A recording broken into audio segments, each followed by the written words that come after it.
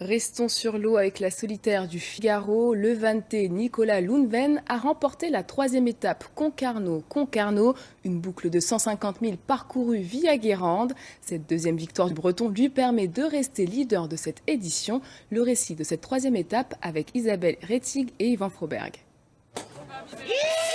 Le champagne comme un vainqueur.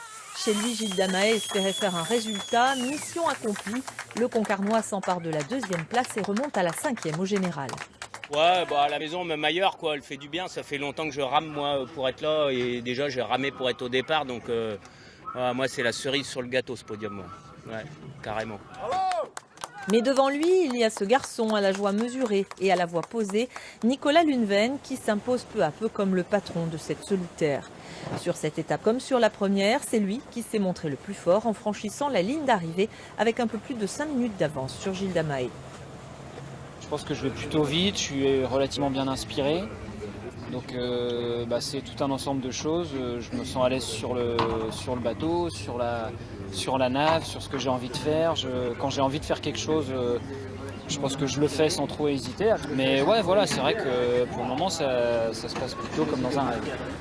Si la victoire finale semble presque acquise à Nicolas Lundven, il devra aussi compter sur son plus proche adversaire, Adrien Hardy, 3e aujourd'hui et 2e au général. Le Nantais entend jouer sa chance jusqu'au bout lors de la 4e et dernière étape. Il sait que je suis tout le temps à l'attaque, il sait que s'il me laisse la moindre opportunité, je vais la saisir et que pour lui ça va pas être facile. Ouais. Parce que je suis un attaquant, ça il sait et donc je me réjouis de cette dernière étape. Motivé aussi Tanguy le Turquet, premier bisu aujourd'hui, qui s'est particulièrement régalé sur cette étape et ne veut pas en rester là. On a 2 jours pour se reposer, repartir et c'est cool parce que le match est relancé. Je ne sais pas comment ça se terminera, mais en tout cas il y a du match et c'est le plus important.